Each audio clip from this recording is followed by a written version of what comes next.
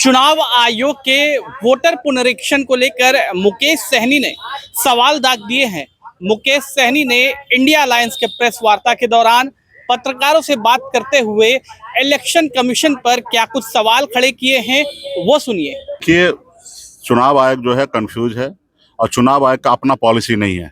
ये कहीं ना कहीं दिल्ली से मोदी जी का ही पॉलिसी पे वो काम कर रहे, बेचारा वो भी क्या करेंगे, डर से काम कर रहे। अगर उनकी पॉलिसी होगा तो इस तरीके से ऐसी पॉलिसी हमको नहीं उम्मीद हो सकता कि चुनाव आयोग जो है इतना बड़ा गलती कर सकते हैं कि आधार कार्ड को छांट देंगे, राशन कार्ड को छांट देंगे।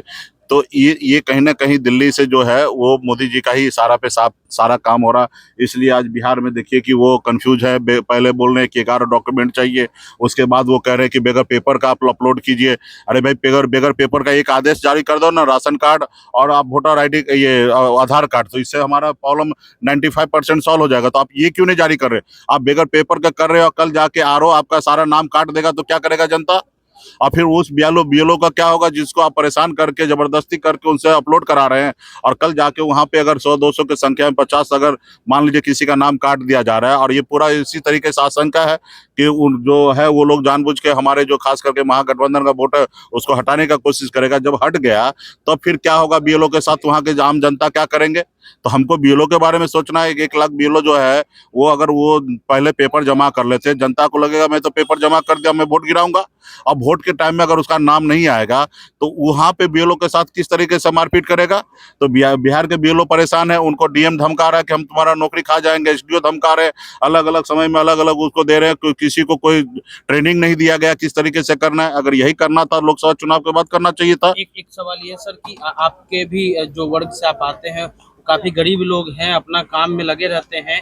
आप अपने जिला अध्यक्ष या अपने जो भी आपके लोग हैं उसको क्या आदेश आपने दिया है? अभी तक तो फिलहाल तो हम लोग लड़ाई लड़ रहे हैं। हम उम्मीद करते हैं कि चुनाव आयोग अपना फैसला को वापस ले ले। हम चाहते हैं कि चुनाव के बाद ये प्रक्रिया करे, या न तो चुनाव का डेट बढ़ा दीजिए 6 महीने के लिए। आप आराम से कीजिए, बिहार में लोग जो छठ दीपावली में आएंगे वो लोग अपना आराम से कराएंगे, या नहीं तो इसको 6 महीने के लिए आगे कर लीजिए। पिछले बार भाई अगर ये वोटर सही है तब ना बिहार में लोकसभा चुनाव हुआ, और लोकसभा चुनाव में 40 का 40 सांसद यहाँ बना है। अगर वो वोटर अगर गलत है तो फिर 40 का 40 सांसद का इस्तीफा ले लेना चाहिए, उसको सदस्यता समाप्त कर देना चाहिए। अगर वो 40 सांसद अगर वैलिड है तो ये वोटर भी वैलिड है। और इसी वोटर पे 2021 में जो प्रकाशित हुआ उनका वोटर जनवरी में, वो 2025 में उसी वोटर पे चुनाव होना चाहिए। नाम जोड़ने का प्रक्रिया वो अपना रखे, लेकिन हटाने का प्रक्रिया वो क्यों अभी कर रहे हैं? तो